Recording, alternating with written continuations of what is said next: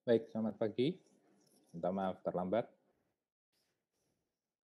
Mari kita lanjutkan materi kita. Hari ini saya akan menyelesaikan disinfeksi sebelum 3 minggu atau ya 3 minggu ya. Ya, 3 minggu tersisa kita akan berbicara tentang boiler dan cooler. Untuk itu nanti akan ada small project kayak kapan hari. Saudara tetap di kelompok saudara masing-masing untuk nanti instruksi terkait tentang small project-nya saya umumkan, mungkin lewat WLS atau lewat WA. Baik, hari ini saya akan menyelesaikan disinfeksi terlebih dahulu sebagai bagian akhir dari proses pengolahan air. Bentar.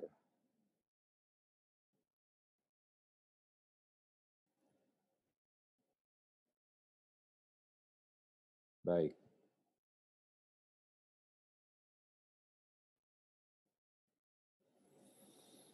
Nah, saudara sekalian, saya harap setelah 10 minggu perkuliahan kita berlangsung, saya mengharapkan saudara memiliki peta yang semakin jelas di dalam benak saudara terkait bagaimana kita mengelola air. Ya. Didahului dengan pemahaman akan fakta bahwa air bersih untuk kebutuhan industri itu tidak bisa begitu saja atau dalam tanda kutip langsung diambil dari sungai atau dari sumber untuk kemudian dipakai. Kenapa demikian? Karena kenyataan bahwa sumber air dalam kondisi tercemar, khususnya sumber air permukaan seperti sungai, maupun juga air dalam yang juga memiliki potensi tercemar. Di sisi lain, perusahaan kebutuhan untuk proses produksi juga mensyaratkan air dengan kondisi tertentu. Artinya, tidak bisa menggunakan air sembarang air, ya, atau apa pokoknya adanya air ini dipakai, tidak. Karena kebutuhan air itu sendiri-sendiri untuk setiap kebutuhan industri. Oleh karena itu, saudara sekalian, perlu adanya pengolahan air bersih. Ya, perlu adanya pengolahan air bersih. Dari situlah kemudian saudara mengenal unit-unit pengolahan yang relevan untuk mengolah air dari kualitas yang belum cocok ke kualitas yang dikehendaki. Apa saja pengolahan itu dan bagaimana konsepnya, itulah yang saya sebut peta dan saya ingin saudara tahu, memahami dengan benar. Bahwa kontaminan-kontaminan yang berukuran makro, kontaminan-kontaminan yang berukuran besar, itu disisihkan terlebih dahulu di unit pengolahan awal. Di sana saudara sudah mengenal apa yang disebut dengan barak atau bar screen. Ya. Di situ kita memahami bagaimana yang namanya bar screen bekerja untuk mengeliminasi pengotor-pengotor berukuran makro. Kemudian ada sedimentasi. Sedimentasi itu kita tahu ada pemilahannya atau ada tipe-tipe sendiri. Ya. Kalau dia untuk suspended solid atau dia untuk material yang memiliki berat jenis besar, maka dia bisa langsung mengendap. Kemudian bak sedimentasi juga dipakai untuk menindaklanjuti hasil pengolahan kimia seperti koagulasi-flokulasi. Koagulasi-flokulasi memiliki target kontaminan partikel koloid atau partikel dissolve yang tidak bisa diendapkan dengan cara biasa atau dibiarkan aja, didiamkan aja seperti itu. Dia perlu campur tangan proses kimia terlebih dahulu sebelum kemudian terbentuklah vlog endapan yang menghasilkan padatan gitu ya, di mana itu kemudian lebih mudah untuk diendapkan. Nah, di sanalah bak sedimentasi 2 bekerja. Target kontaminan lain yang biasa ada di air juga berbicara tentang kesadahan. Dan saudara juga sudah tahu bahwa kesadahan memiliki dampak negatif apabila dipakai di dalam proses produksi, proses industri. Kesadahan yang tinggi apabila dia bersentuhan dengan sumber panas, dia akan berpotensi menimbulkan kerak. Kerak itu akan berlanjut, chain reaction begitu ya, reaksinya berlangsung, berlanjut, di mana kemudian bisa menyebabkan kerak, terus korosi, dan berujung kepada kerusakan pipa, pompa yang dilewati oleh air tersebut. Kesadaran kita udah belajar bagaimana cara mereduksinya, bisa pakai cara teknik presipitasi, ya, dengan penambahan bahan kimia untuk kemudian terbentuklah yang namanya gumpalan, dan dari gumpalan itulah kemudian terbentuk, dipisahkan dari fase airnya. Dengan mengetahui apa yang dimaksud kesadahan dan dengan mengetahui unit berikutnya, yaitu adsorpsi, ion exchange khususnya, saudara juga semakin tahu bahwa cara menghilangkan atau mereduksi kontaminan-kontaminan bersifat ion itu bisa menggunakan ion exchange, sementara untuk molekul bisa dengan menggunakan adsorpsi. Sebelum itu, kita mengenal adanya filtrasi. Dalam hal ini adalah sand filtration. Sand filtration adalah unit yang juga cukup populer di dalam pengolahan air. Ya, biasanya dia ada di bagian belakang, merupakan unit pemoles dari air yang sudah terlebih dahulu mengalami pengolahan. Jadi yang pengotor-pengotor besar itu sudah disisihkan di bagian-bagian awal. Ya, pengotor-pengotor yang makro itu sudah disisihkan di bagian awal. Di bagian akhir, filtrasi menjadi unit pengolahan untuk memoles. Biasanya di sana suspended material yang masih sedikit tersisa itu disisihkan. Seperti itu. Baru kemudian masuk ke adsorpsi, baru kemudian masuk di ion exchange. Ya, nah, itu adalah peta kita. Saya berharap saudara memahami gambarannya. Jika saudara diminta menyusun alurnya, saudara tahu kira-kira adsorpsi ion exchange itu di mana. Sebelum bak sedimentasi kah? Setelahkah? Sebelum sand filtration kah? Setelahkah? Saudara bisa memahaminya, ya, saudara bisa membayangkannya. Setiap unit pengolahan yang saya ajarkan, saudara harus tahu target kontaminannya. Konsep operasinya, saudara harus tahu. Karena dengan demikian, maka saudara mengerti bagaimana penempatan atau peletaan unit-unit pengolahan itu dalam alur pengolahan air bersih. Ya. Nah, bagian terakhir atau yang biasanya juga ada di ujung akhir daripada pengolahan air bersih itu adalah disinfeksi. Ada yang tahu apa yang dimaksud dengan disinfeksi?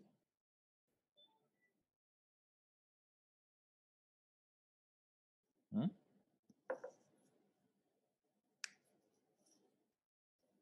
Penghilangan mikroba-mikroba, Pak. Penghilangan mikroba, penghilangan mikroorganisme, begitu ya. Jadi disinfeksi, saudara sekalian, adalah sebuah proses untuk menghilangkan, mematikan, memusnahkan bakteri. Target utamanya adalah organisme patogen, organisme yang menyebabkan penyakit. Mikroorganisme yang menyebabkan penyakit. Apakah saudara bisa tahu satu air itu memiliki potensi mengandung bakteri patogen? Gimana cara tahunya? Kalau satu air, kita bicara air ya, berpotensi memiliki bakteri patogen di dalamnya. Saudara bisa mendekatinya dengan cara apa?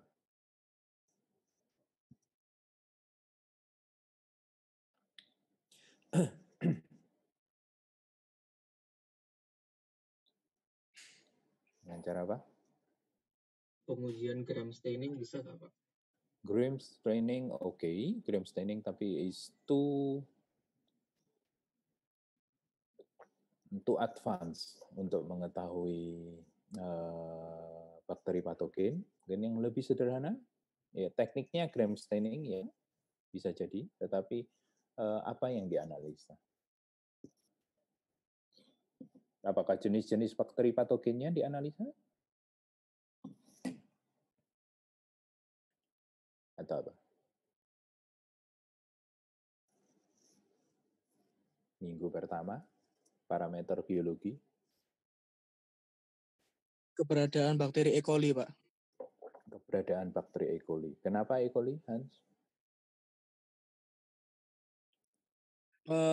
Karena setahu saya kalau misalkan adanya bakteri E. coli itu menandakan adanya bakteri patogen. Maksudnya kita digambarkan secara umum kalau bakteri patogen itu dengan bakteri E. coli. Jadi dengan keberadaannya bakteri E. coli berarti air itu mengandung bakteri patogen gitu. Oke. E. coli adalah bakteri indikator. Indikator itu indikasi, mengindikasikan. Keberadaan E. coli mengindikasikan keberadaan bakteri patogen. Semakin banyak yang namanya jumlah bakteri E. coli yang dicek dengan menggunakan plate TPC, ya dimasuk juga gram staining, ada di sana juga tekniknya ya. Jika dijumpai adanya E. coli dalam jumlah yang banyak, itu memberikan kepada kita indikasi bahwa ada bakteri patogen di dalam air itu. So that's why pengukuran parameter biologi juga menjadi bagian penting yang tidak dapat dilupakan, khususnya apabila air yang kita olah ini dipakai untuk kebutuhan internal tubuh kita. Contoh, sebagai raw material untuk industri minuman, for example. Maka pengujian bakteriologi itu mutlak harus dilakukan. Nah, disinfeksi adalah unit pengolahan untuk memusnahkan, mematikan bakteri-bakteri itu. Ya, perlu, wajib hukumnya, ya, jika memang air itu dipakai sekali lagi untuk kebutuhan raw material atau untuk kebutuhan internal tubuh. Nah, disinfeksi biasanya merupakan unit yang diletakkan di bagian belakang. Apakah saudara bisa membayangkan kenapa kok dia tidak dilakukan di bagian depan sih? Setelah bar screen atau barak maybe. What do you think?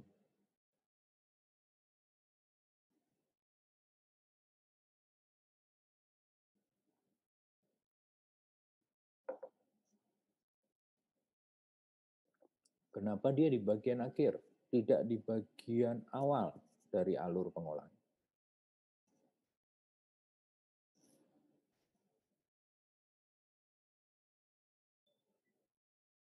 Ada yang bisa menebak?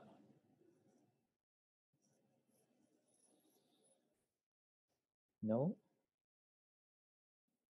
Nah, kalau dilakukan di awal-awal, bakterinya nggak hilang secara optimal, Pak. Maksudnya mungkin bisa terselip di mana, di solid mungkin.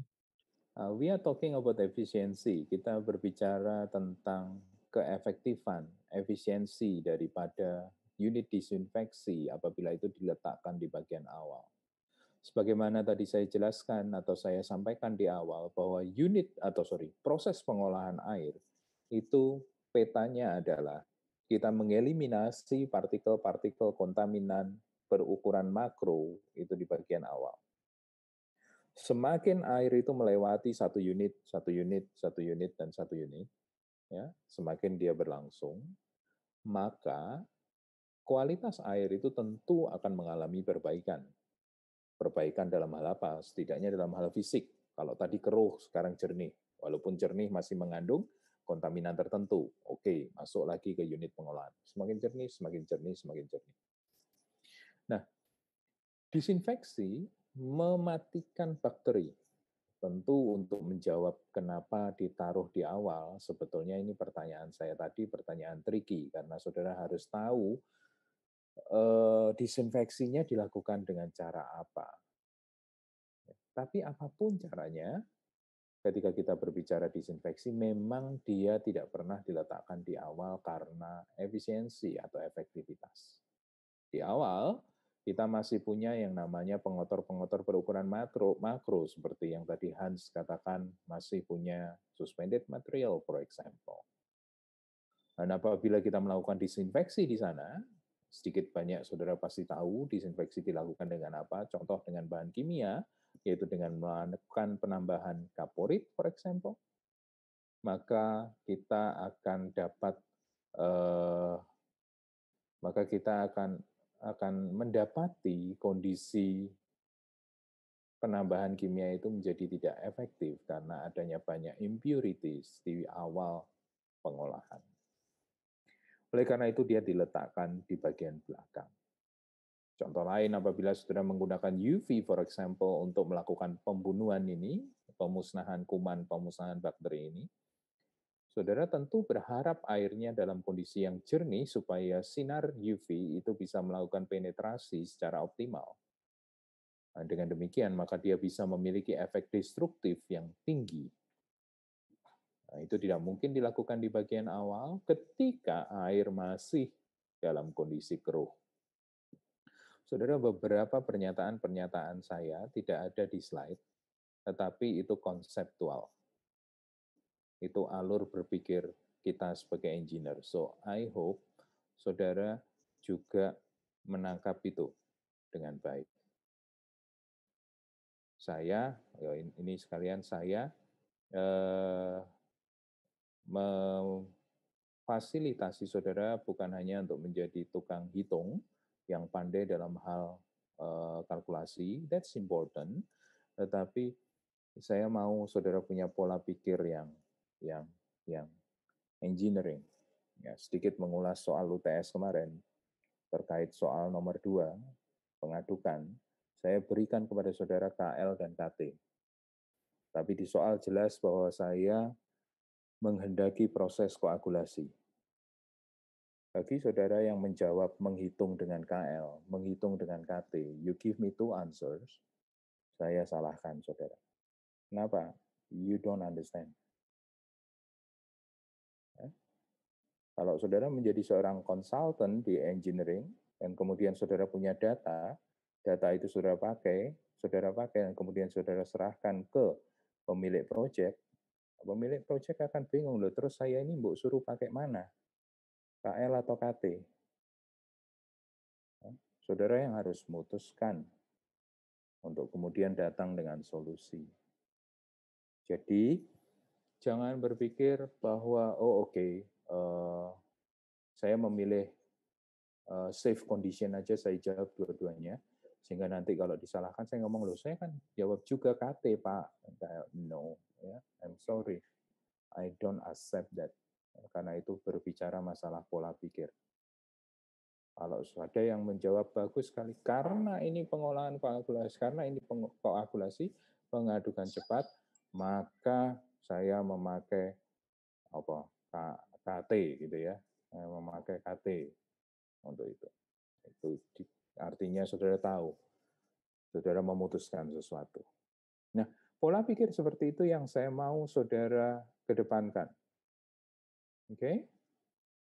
Yang saya mau kedepankan, karena itu penting ketika nanti saudara di lapangan. Nah, sekali lagi, beberapa pernyataan saya tidak ada di slide, tapi itu konseptual, dan saya harap saudara mengadopsinya. Kenapa tidak dilakukan di awal disinfeksi? Kenapa? Nah, saudara harus mampu membayangkannya. Nah, back to disinfection, ketika kita berbicara disinfeksi, maka kita punya beberapa cara untuk melakukan itu. Yang pertama secara kimia, dengan cara menambahkan bahan kimia, dan ini banyak sekali kita jumpai, PDAM kita di Surabaya juga menggunakan disinfeksi secara kimia, yaitu dengan menambahkan klorin atau senyawanya. But anyway, ketika kita berbicara disinfeksi, senyawa kimia tidak hanya klorin.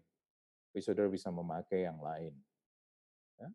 Namun, karena visibility, ini kita berbicara PDAM, baik secara biaya, baik secara kemudahan pencampuran atau operational, maka klorin itu dipilih. Ya. Sabun dan deterjen of course memiliki efek. Ini hari-hari ini saudara harus mencuci tangan sering menggunakan ini. Kenapa? Ya karena sabun atau deterjen mampu membunuh kuman atau mikroorganisme. Alkohol, kalau saudara berbicara hand sanitizer, kenapa harus ada kandungan alkoholnya? Yes, because dia bisa membunuh bakteri atau kuman. Nah, itu secara kimia. Secara fisika, saudara bisa melakukannya dengan memanaskan, for example, memainkan temperatur. Ya, dulu saudara mungkin tidak mengalaminya, mungkin ayah, ibu saudara atau kakek, nenek saudara gitu ya. Sebelum ada air minum dalam kemasan, kita mendapatkan air minum itu simply dari mendidihkan air. Jadi air dididihkan sampai 100 derajat Celcius, kemudian didinginkan dan menjadi bahan air minum kita. Kenapa dididihkan? Tentu punya alasan supaya bakteri-bakteri itu juga mati. Cara fisika yang lain, filtrasi. I told you bahwa filtration memiliki range aplikasi yang sangat luas, sangat lebar, mulai dari bar screen atau barak yang menyaring pengotor-pengotor berukuran makro, sampai membran, sampai river osmosis yang memiliki pori atau luasan bukaan yang sangat kecil sehingga mampu menyaring sampai level mikroorganisme juga. Kalau saudara ke laboratorium, saudara ketemu dengan filter paper, maka saudara mungkin tahu ada filter paper berukuran 0,46 mikrometer, ya, yang biasanya bulat, ukuran diameternya maybe 3 atau 4 cm itu. Nah, itu biasanya bisa dipakai juga untuk mikroorganisme. Selain itu, dengan penyinaran, dan ini juga banyak sekali dilakukan hari-hari ini, kalau saudara ke depo air minum isi ulang, kenapa lemari-lemari kaca mereka kok berwarna biru-biru lampunya, maka saudara mengerti bahwa mereka menggunakan lampu dengan panjang gelombang tertentu yang bisa membunuh bakteri. Mekanisme kerja daripada disinfektan bisa beberapa macam, seperti merusak dinding sel, yaitu contoh di bawahnya ya, terus kemudian mengganggu atau merubah permeabilitas sel, jadi sel itu mengalami pertumbuhan ketika dia mampu menghisap nutrien atau bahan makan dari luar tubuhnya masuk ke dalam tubuhnya dengan menggunakan perbedaan permeabilitas yang ada. Jadi dia kayak menyerap seperti itu. Nah, apabila kita ubah dari dalam keluar, maka dia mati. Terus kemudian mengubah kondisi koloid, aktivitas enzim, di mana enzim adalah bagian tak terpisahkan dari kehidupan mikroorganisme. Apabila kita mengganggu aktivitasnya, maka kita bisa mematikan mikroorganisme itu. Nah, ini adalah contoh-contoh senyawa-senyawa yang bekerja berdasarkan keempat ini. Klorin yang kita bicarakan dan banyak dipakai di PDAM, dia melakukan pembunuhan gitu ya dengan cara merusak aktivitas enzim. Nah, beberapa faktor yang berpengaruh terhadap proses disinfeksi ada beberapa. Waktu kontak, for example, jadi sebentar atau panjang. Terus kemudian konsentrasi apabila kita menggunakan chemical agent, tipenya juga. Sekarang banyak sekali pabrikan yang menghasilkan produk-produk. Terus kemudian apabila kita menggunakan physical agent, itu bisa berbicara intensitas, ya. Temperatur, jumlah organisme yang mau dimatikan banyak atau sedikit, itu sebabnya tadi perlu melakukan analisa bakteriologi terlebih dahulu. Kemudian tipe organismenya seperti apa, karena berbeda tipe organisme bisa berbeda pula ketahanannya. pH, in many cases, pH selalu memainkan peranan penting, juga termasuk di dalamnya dalam proses disinfeksi. Dan yang kedelapan adalah ada tidaknya zat-zat pengganggu, itu tadi yang saya sebut di awal, kenapa dia tidak dilakukan di bagian awal dari alur proses pengolahan air, karena di awal alur proses pengolahan air, masih ada banyak material pengganggu, suspended solid itu sendiri, for example. So you can imagine kalau kita punya suspended solid banyak masian di awal, dan saudara melakukan disinfeksi dengan cara kimia, for example, maka bahan kimia itu bisa jadi tidak berinteraksi atau tidak ketemu targetnya secara efektif. Secara fisika, if you use filtration, for example, microfiltration, nanofiltration, untuk menyaring mikroorganisme, tetapi masih banyak suspended material ada di sana, wah kacau balau. Bolak-balik backwash dan sebagainya akan lucu, akan disebut sebagai technical failure karena kita gagal desain.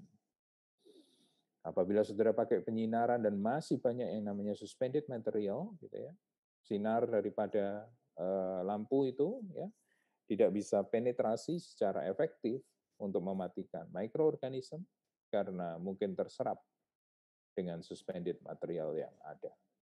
So that's why dia diletakkan di bagian belakang dengan pemikiran zat-zat pengganggu, material pengganggu sudah tidak ada atau minim sekali. Nah, beberapa pengertian matematis terkait disinfeksi, ya, ini adalah satu persamaan yang menunjukkan hubungan antara konsentrasi daripada disinfektan dan waktu yang nantinya akan memberikan kepada kita konstanta untuk memberikan kepada kita informasi bagaimana tingkat pembasmian atau pembunuhan atau penghilangan bakteri itu terjadi. Ini tentu saja dilakukan untuk chemical process, di mana C adalah konsentrasi disinfektan yang ditambahkan, TC adalah waktu kontak yang dibutuhkan untuk membasmi sejumlah organisme target, N dan K adalah konstanta eksperimen. Nilai N tergantung dari jenis disinfektan yang digunakan. Apabila dia memiliki arti, jika nilai N itu lebih besar dari 1, maka waktu kontak lebih penting daripada dosis. Jika N sama dengan 1, maka efek kontak dan dosis sama. Jika N lebih kecil dari 1, maka dosis memiliki peranan yang lebih penting. Ini memberikan kepada kita informasi atau hint atau petunjuk yang signifikan ketika kita bekerja dengan chemical process. Karena apabila nilainya N lebih besar daripada 1, apabila kita mau meningkatkan efektivitas pembasmian bakteri, maka kita harus lebih memikirkan waktu kontak daripada dosis. Jadi, daripada menambahin dosis, kita lebih efektif dengan menambah volume agar waktu kontaknya bisa lebih panjang. Karena dikatakan apabila N lebih besar daripada 1, waktu kontak lebih penting daripada dosis.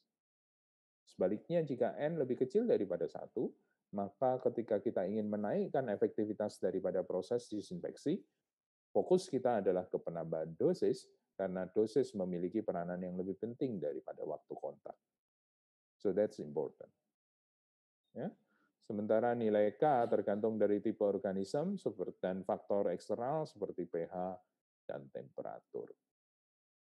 Persamaan lain lagi yang cukup terkenal adalah Chicks Law. Ini ln NT per N0 sama dengan minus KT pangkat M, di mana NT adalah jumlah organisme jumlah organisme setelah waktu T, N0 adalah jumlah organisme pada kondisi awal, terus kemudian K dan M adalah konstanta, sementara T adalah waktu.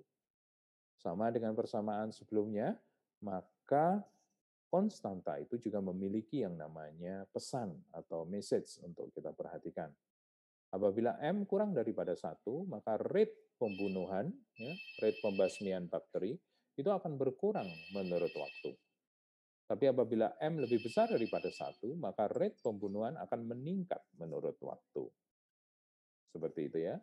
So you have to understand. Jadi kalau saya tanya ke saudara, mana yang spontaneous reaction, yang begitu chemicalnya ditambahkan, dia langsung melakukan pembunuhan. Itu yang mana?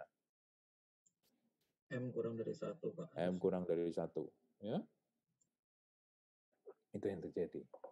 Ketika M kurang dari 1, rate pembunuhan langsung optimal, terus kemudian dia berkurang menurut waktu.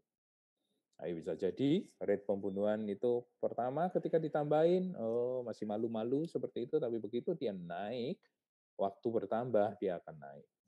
Seperti itu. Nah, itu Ziggs Law. Saudara, mungkin ada soal apa? Jumlah bakteri mula-mula di air adalah sekian, gitu ya.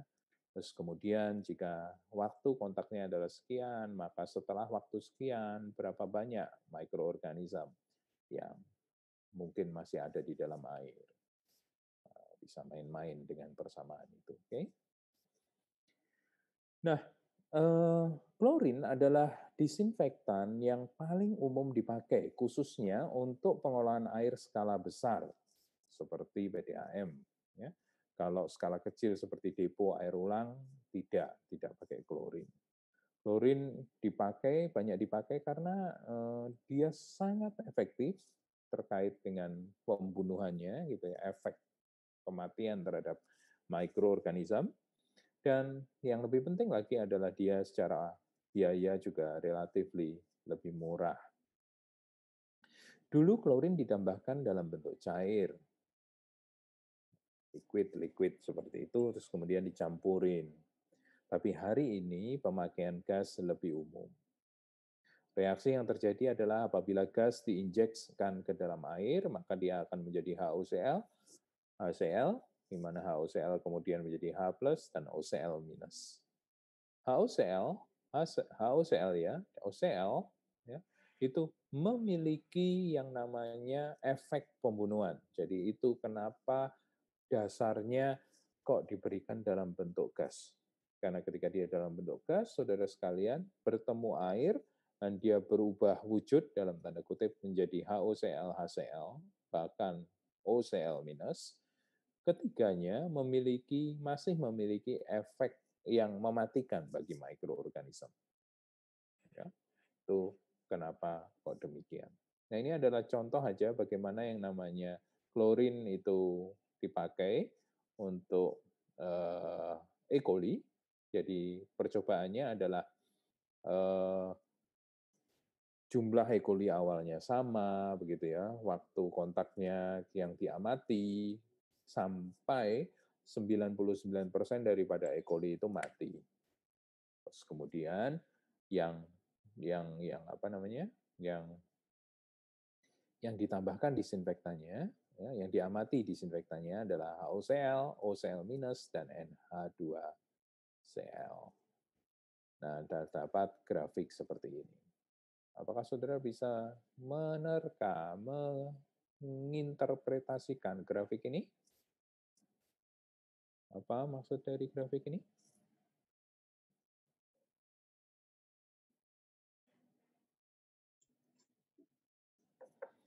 HOCl membutuhkan konsentrasi paling rendah dan waktu yang paling cepat, Pak, untuk membunuh sejumlah E. coli yang sama. HOCl memiliki daya destruktif yang lebih dibandingkan dengan dua model disinfektan yang lain. Karena untuk membunuh jumlah yang sama daripada bakteri E. coli, dia membutuhkan waktu yang lebih singkat dan dosis yang lebih kecil, ya, dibandingkan dengan dua yang lain.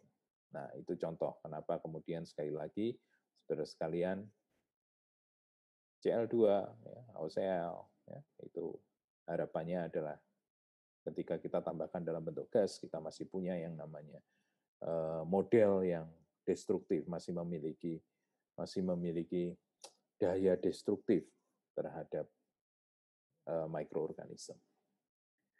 Ini contoh yang lain, ini konsentrasi versus waktu kontak untuk berbagai macam mikroorganisme patogen. Ya. Kalau saudara lihat, ada E. coli di sana, ada Coxsackie, ada adenovirus untuk HOCl.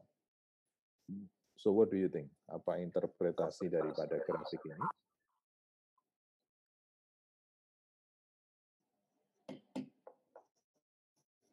Apa?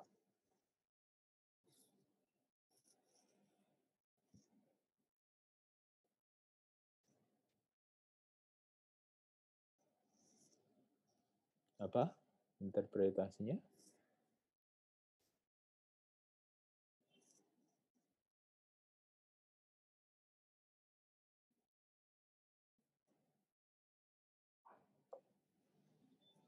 Meninjau bakteri yang paling mudah untuk didestruksi sama HOCl. Oke, Yang meninjau paling itu. mudah tuh adenovirus, kemudian E. coli, Oke. dan seterusnya. Dan seterusnya. Oke, I agree Ferdi. Jadi adenovirus itu paling mudah dimatikan karena waktu kontak dikit, dosis lebih dikit ya, maka dia mati 99%-nya. Virus A2, Coxsackie, dia yang lebih sukar dimatikan, dan dia berkulit badak begitu ya, sehingga mikroorganisme ini sangat kebal, karena tingkat survival daripada virus itu kan berbeda-beda toh. Jadi seperti hari ini kita ketemu dengan COVID-19 ya, mereka sedang mencari apa yang bisa dipakai untuk membasminya. Kalau lawan kita adalah yang seperti ini, tahu kita harus bagaimana menghadapinya. Tapi anyway, virus juga memiliki tipe yang macam-macam, termasuk di dalamnya survival-nya lebih cocok di fase akuatik, atau fase air, atau udara, dan sebagainya. Nah, ini mereka semua ada di air, berarti betul ini menunjukkan HOCl terhadap beberapa virus sebagai uji coba. Ya, adenovirus dan sebagainya. Kalau temperaturnya saya naikin, what do you think? Apakah dia mengubah efektivitas dari HOCl? Temperatur reaksinya saya tingkatkan.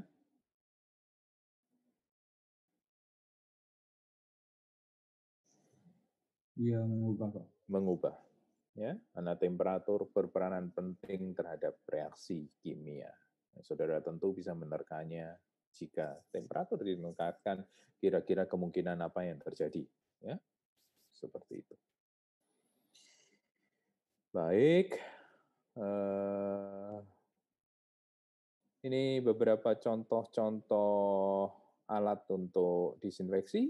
Ini untuk chlorine gas control flow.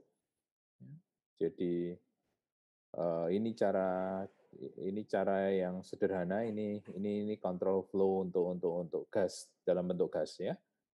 Dulu dalam bentuk cair, ini sederhana sekali. Ditambahkan, terus kemudian air itu disiksakkan gitu ya. Disiksakan dengan tujuan apa? Supaya pencampurannya bisa lebih baik. Tapi ketika klor dicampurkan dalam bentuk cair, kita rugi juga ya, karena seperti reaksi ini tadi, kalau dalam bentuk cair, ya, dia harapannya sudah dalam bentuk ini, tetapi waktu tinggal di dalam airnya jadi lebih singkat, karena kalau Cl dia masih ada reaksi, baru HOCl-nya terbentuk. Tapi kalau air dalam bentuk air yang ditambahkan, dia sudah berada dalam bentuk HOCl. Sehingga gas itu lebih dipilih akhir-akhir ini.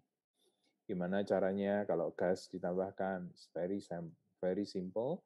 Saudara punya tangki klorin, misalnya solution, tapi di tangki bertekanan, sehingga kemudian dia nanti keluar. Misalnya ada water pump, terus ada aliran, ya, dia diinjekkan ke sana di salurannya, atau ini mungkin lebih gampang. This one, ya, chlorine gas, pressurized tank. Terus kemudian dia masuk di sini, ini adalah pipa daripada air itu, dia akan ada penyempitan, terus kemudian ada suntikan seperti itu dari tabung klorin gas ini tadi, sehingga terbentuk yang namanya injeksi atau masukan daripada gas klorin ke dalam sistem air. Ya. Lalu diberi regulator, diberi valve, tujuannya apa sih? Supaya airnya tidak ke sini, gitu kan ya, tapi supaya gasnya yang ke sini. Kenapa ada penyempitan pada saat injektor itu disuntikkan?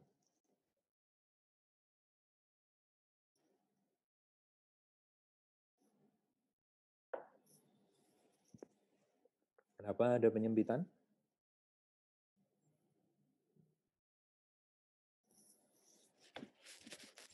Supaya tercampur sempurna, Pak. Kenapa penyempitan bisa menyebabkan pencampuran yang sempurna, Fern? Soalnya laju alirnya semakin cepat dari daerah yang sempit. Karena laju alirnya akan meningkat. Kembali lagi, saudara menciptakan turbulensi.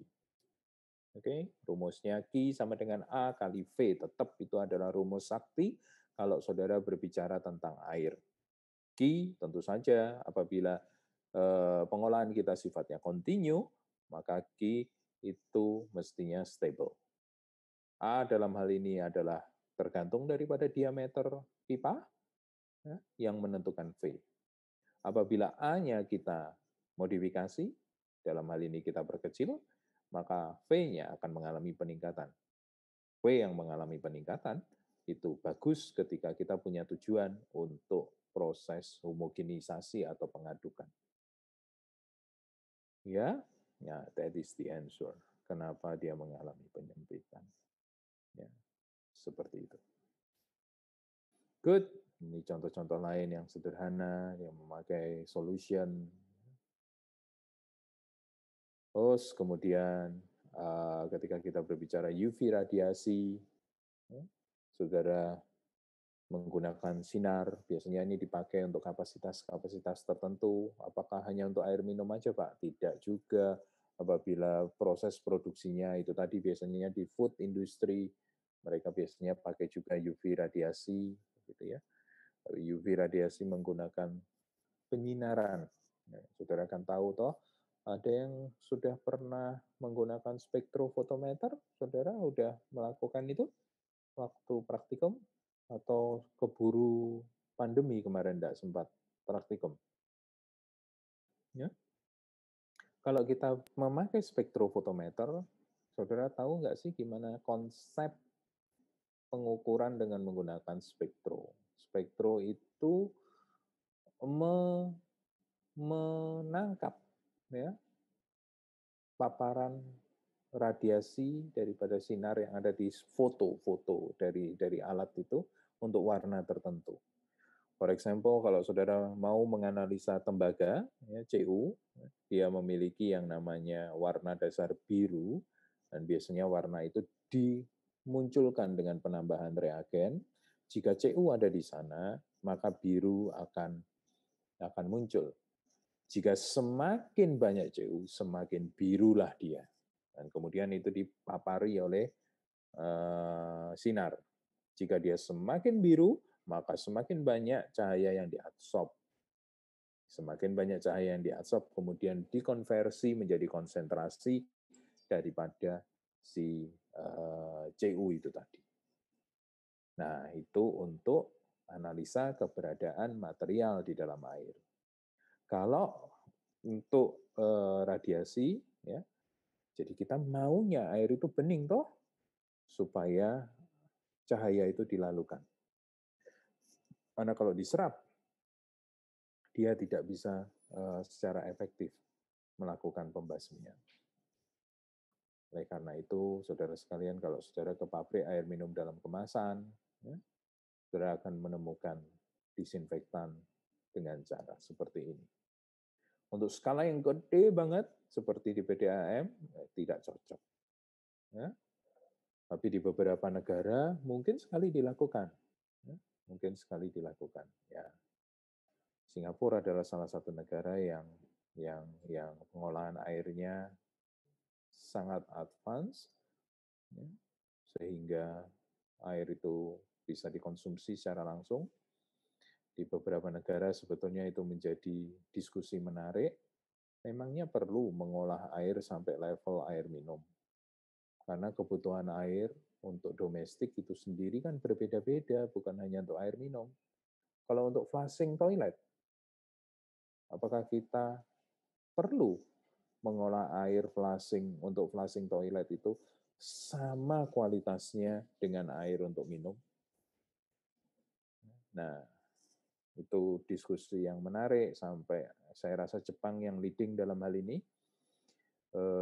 bagaimana mereka memiliki yang namanya gradasi air untuk kebutuhan yang macam-macam.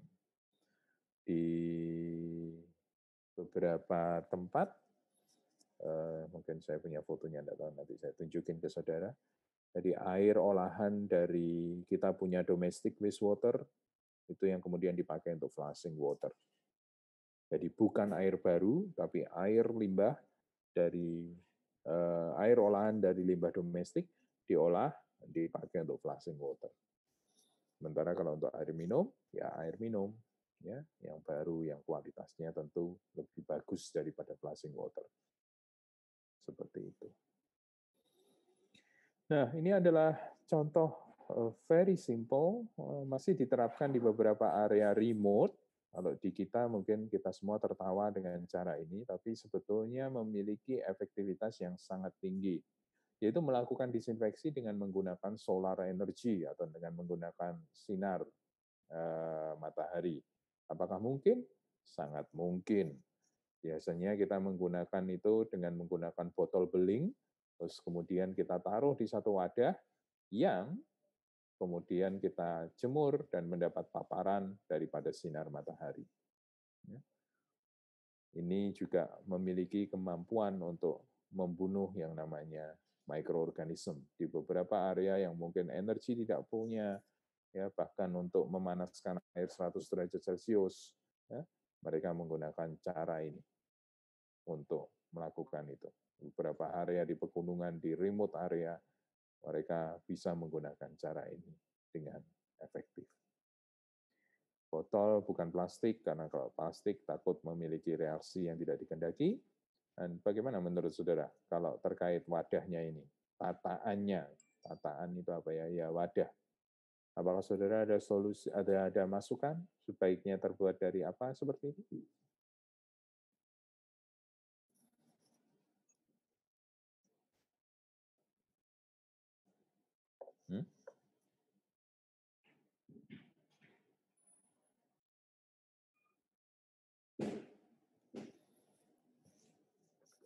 Dari kayu? Dari apa?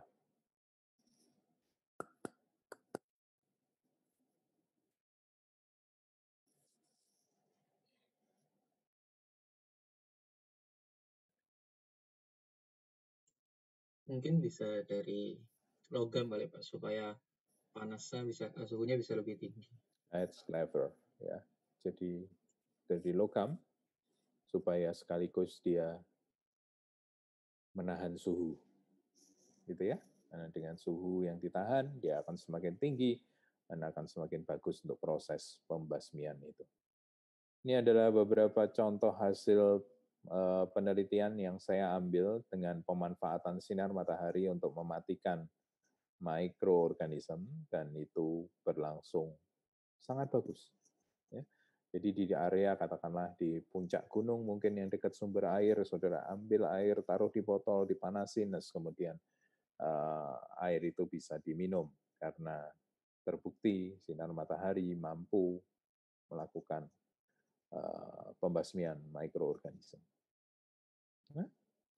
Ini adalah ozonisasi. Ozon adalah salah satu senyawa yang juga banyak dipakai untuk proses disinfeksi, tapi jarang banget ya karena terkendala masalah biaya. Ozon, by the way, memiliki kemampuan destruktif juga untuk mematikan mikroorganisme. Ini contoh-contohnya. Ya. Ozonisasi. So, ketika saya berbicara peta, kurang lebih seperti ini bisa digambarkan, tidak sama persis, tetapi ini menunjukkan kepada kita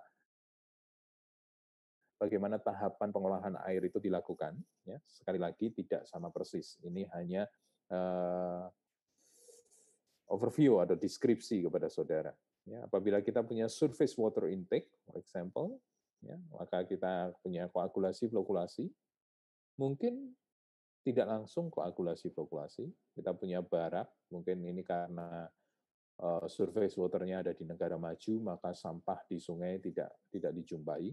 Tapi apabila berbicara di negara seperti kita yang harus lebih banyak belajar, khususnya terkait pendidikan lingkungan, maka kita masih punya PR di mana sungai itu masih banyak sampahnya. Dan kalau banyak sampahnya, of course you are not jump into coagulation formulation directly, tetapi saudara mungkin punya yang namanya bar screen atau barak untuk mengeliminasi pengotor-pengotor berukuran makro itu. Ya. Mungkin juga tidak langsung koagulasi flokulasi, but you have to put bak sedimentasi untuk suspended material atau partikel discrete terlebih dahulu. Karena mungkin sekali keberadaan partikel discrete di dalam air permukaan kita itu lebih tinggi atau ada. Kalau di negara lain, maybe di negara yang maju, air sudah dalam tanda kutip bening seperti itu di sungainya. Sehingga mereka hanya bertemu dengan dissolved kontaminan atau colloidal particle yang memang harus dikoagulasi flokulasi. Ya, but anyway, ini menunjukkan kepada saudara tahapan itu. You have to understand the quality of this water, raw water, terlebih dahulu sebelum menentukan semuanya ini. Tahapan-tahapan ini menunjukkan bagaimana partikel itu disisihkan, membentuk vlog diendapkan, masuk di dalam yang namanya filtrasi, sand filtration, atau gabungan dengan menggunakan granulated activated carbon, kemudian filtrasi dengan bukaan yang lebih kecil lagi, dan sebagainya, masuk ke ion exchange, dan sebagainya. Ya. Mereka memiliki yang namanya tujuan, irigasi, drinking water, process water untuk industri, ya, demi water, ultra pure, dia harus nambahin apa, dan sebagainya. Nah, itu ketika kita berbicara water treatment, saudara sekalian. Ya, saya ingatkan kembali ketika kita berbicara pengolahan, ketahuilah kualitas daripada air baku saudara, ketahuilah kualitas daripada air yang saudara maui, ya, untuk yang menjadi target daripada pengolahan. Biasanya kaitannya dengan dibutuhkan untuk apa, raw water-nya kualitasnya apa, dan kemudian saudara bisa melakukan yang namanya pemetaan, identifikasi unit-unit pengolahan yang dibutuhkan. Oke. Bisa jadi walaupun sama-sama surface water, unit pengolahannya tidak sama. Karena kualitas air sungai bisa jadi beda antara sungai satu dengan sungai lain. Pada musim yang berbeda aja berbeda. Ya, musim hujan, musim kemarau. Nah, saudara perlu untuk mengetahui itu. Harapan saya dengan mengetahui unit-unit pengolahan ini, saudara memiliki gambaran, oke, jika saya punya kebutuhan akan air proses, bersedia air baku seperti itu, maka unit pengolahan apa saja yang mesti terlibat agar kebutuhan itu bisa terpenuhi. Dan saudara bisa membayangkan. Ya, seperti itu. Oke. Dari water treatment, do you have any note atau question?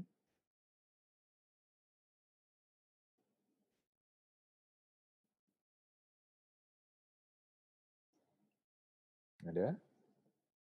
Saya mau bertanya, Pak. Please, silahkan. Kalau misalkan dari yang Bapak bilang tadi kan, kalau misalkan di luar negeri mungkin sungainya sudah bersih ya Pak ya. Jadi kita bisa langsung olah dari sana tanpa menggunakan bar screen atau yang lain sebagainya. Tapi apakah mungkin di Indonesia kalau misalkan kita bikin suatu bendungan dari sungai pegunungan misalkan, yang dimana kualitas airnya kurang lebih masih lebih bersih daripada yang di perkotaan. Kira-kira apakah itu menguntungkan ya Pak ya? Bisa jadi. Jadi sekali lagi kembali kepada seberapa baik air baku kita itu menentukan proses yang kita mau tetapkan. Apabila kita memiliki air baku yang bagus, for example dari pegunungan, maka tentu saja kita akan memiliki pilihan proses yang berbeda dengan apabila kita mengambil air dari hilir, di bagian hilir. Seperti itu, Hans. Jadi, bisa jadi. Cuman permasalahannya, jangan lupa di Indonesia, industri-industri manufaktur itu dilarang mendirikan pabriknya di area hulu. Ya, di area hulu. Kenapa? Ya karena pemerintah sebetulnya ingin konservasi itu terjaga, upaya konservasi berjalan. Dulu begitu, jadi pabrik berlomba-lomba untuk mendirikan pabriknya di daerah hulu dengan harapan mendapatkan air bersih. Pada kondisi itu mungkin pengolahan malah tidak dibutuhkan, kan begitu karena airnya udah bagus. Tetapi jangan lupa setiap industri menghasilkan produk samping yaitu limbah, di mana salah satunya adalah limbah cair. Dan kalau dia ngambil air bersih, buang air kotor. Ngambil air bersih, buang air kotor tanpa pengolahan. Maka lingkungan akan semakin rusak. Hilir akan semakin nggak karuan kualitas airnya. Oleh karena itu kemudian ditata, ya, supaya posisi daripada industri tidak di area hulu. Dan kemudian itu disinergikan dengan faktor-faktor lain, for example faktor transportasi, ya. Di industri kan dia pasti ngitung juga kalau apa jarak tempuh dengan bandara, dengan apa itu semakin jauh. Tetapi secara konsep apa yang dikatakan Hans betul, bahwa apabila kita punya raw material bagus, proses akan lebih sederhana, akan mungkin lebih mudah dalam tanda kutip gitu ya. Ya, Yang makasih, lain, Pak. sama-sama Hans. Yang lain,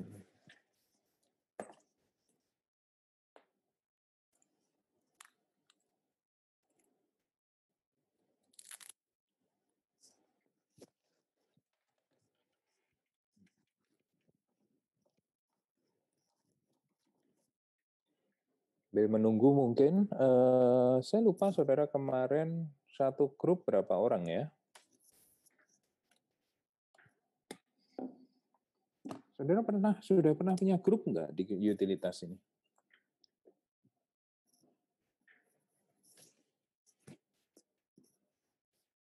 Halo?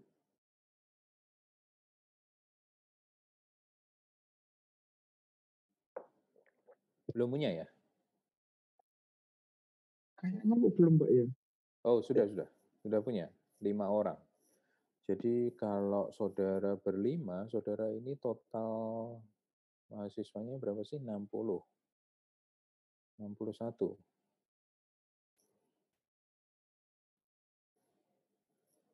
Bentar. Ya, 61 kalau 5 orang ada 12 grup mestinya ya. Jadi kalau ada 12 grup, saya mau bagi menjadi 6 grup. Kemarin grupnya saya tidak hafal grup saudara ya. Jadi bagaimana saya memilihnya? Maksud saya kalau ada 12 grup, saya mau 6 grup itu ke boiler, 6 grup itu ke cooler untuk melakukan short project atau simple project untuk saudara menceritakan apa yang dimaksud dengan boiler, apa yang dimaksud dengan cooler untuk itu. Atau apakah perwakilan dari kelompok bisa taruh di chat kelompok saudara ini sehingga ada 12 orang di sana? Sudah bisa, maksud saya adalah kelompok parent, ya, terus kelompok Ervan. Saudara tahu anggota kelompoknya, tapi saya hanya perlu tahu kelompok Ervan, kelompok parent, kelompok Devina, begitu. Can you write it on chat group supaya saya bisa tahu?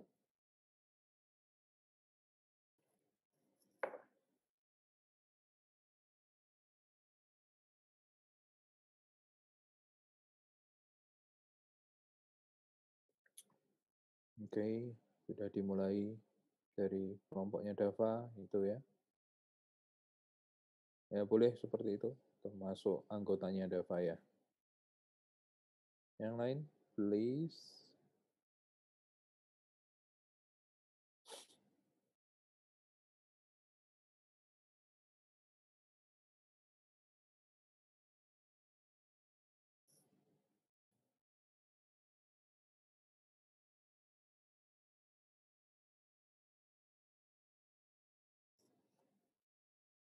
Saudara lali sama kelompoknya.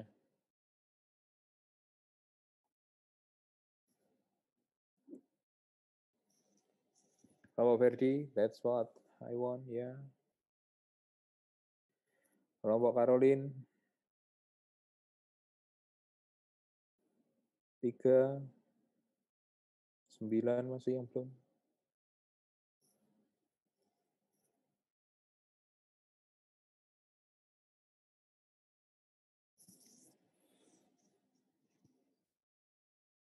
Kelompok Erian, sorry. Kelompok Kevin, 1, 2, 3, 4, 5. Good. Masih ada mestinya.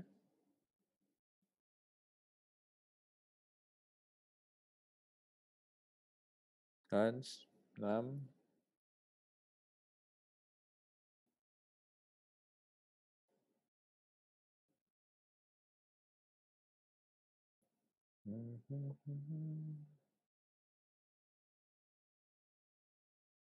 Aaron, 7.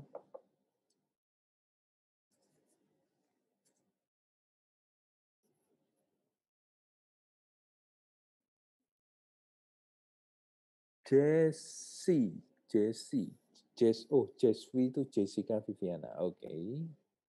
8 Jessie, 9 Rio, 10 Victor. Is that all? Apakah itu semua? 1, 2, 3, 4, 5, 6, 7, 8, 9, 10. Sudah ini 10? Oke. Nah, 10 saya bagi 5. Ada lagi 6. Kok 6 sih? 11 Pierre, Emmanuel, Nicholas, William. Sudah? 11 kelompok berarti, bukan 12.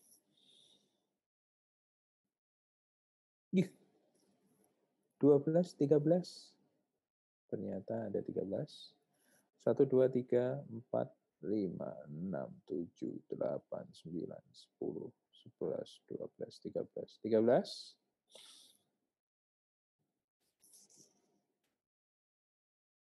Oke, 13 ya. Baik. Kelompok Stanley, kelompok Verdi, kelompok Caroline, kelompok Marian, kelompok Kevin. 1, 2, 3, 4, 5, one more. Kelompok Hans.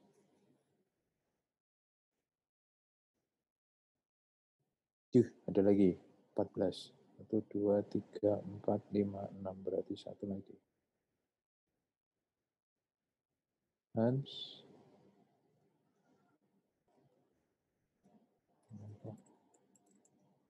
Aaron. Tentang boiler. Terus kemudian kelompok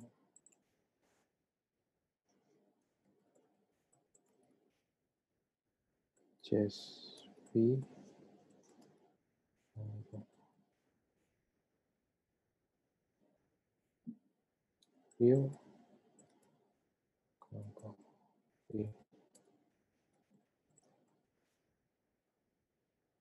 Victor, kelompok Pierre, kelompok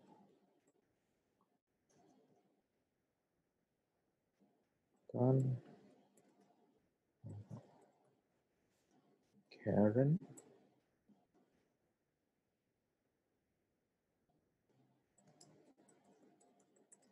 Chris,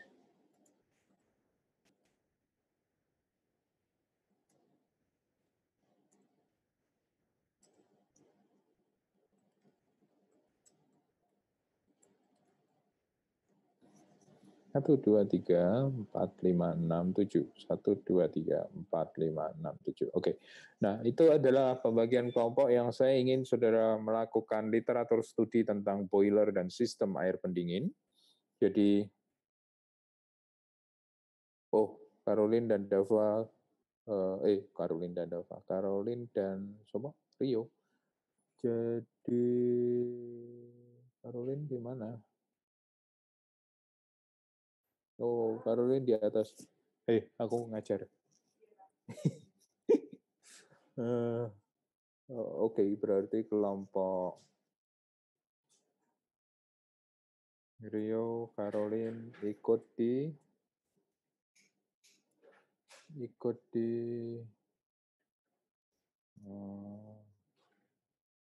boiler aja. Oke, gitu ya. Berarti ada 12 kelompok. Ada 13 kelompok. Nah,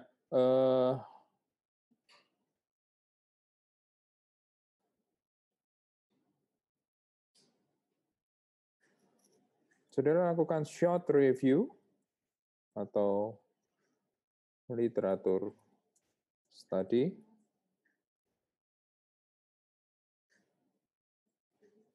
terkait dua topik di atas.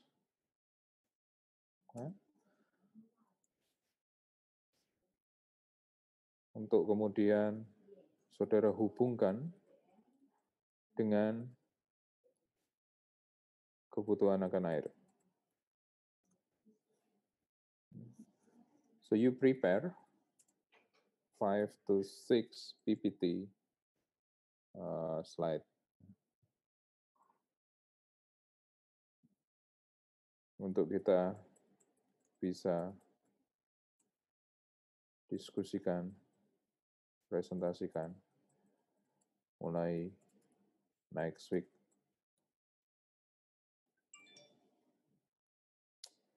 Di auto correct.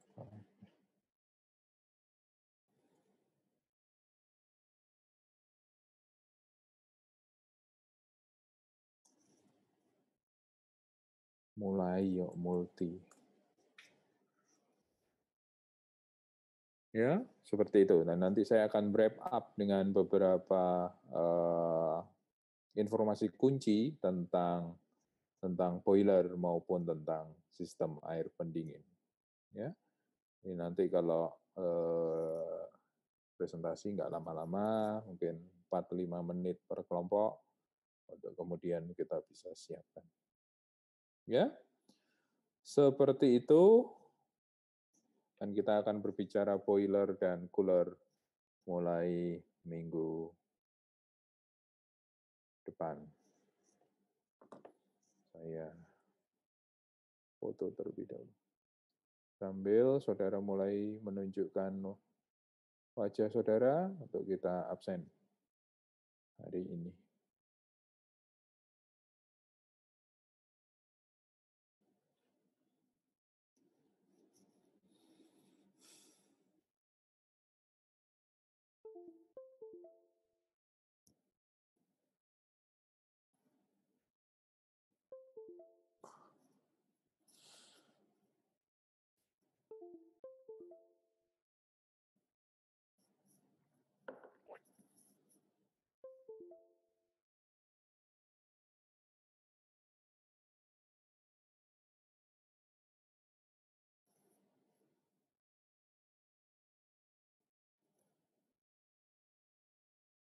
Who is this?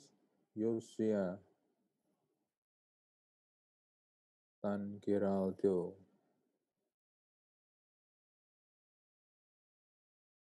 Adi Surya, Hubert Chandra.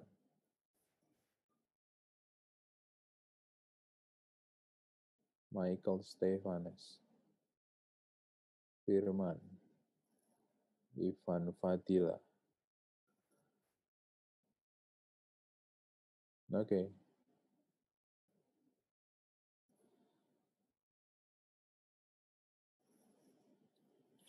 Bentar, saya foto. Matikan dulu.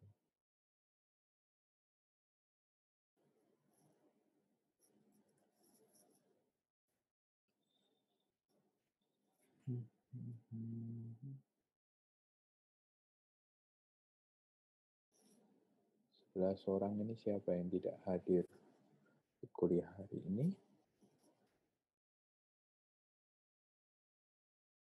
Okay. So see you next week, teman-teman sekalian. Saya akhiri pertemuan kita untuk hari ini. See you. Terima kasih, Pak. Ciao. Terima kasih, Pak. Ciao, Terima ciao. kasih, Pak. Terima kasih, Pak. Ciao. Terima kasih, Pak. Ciao.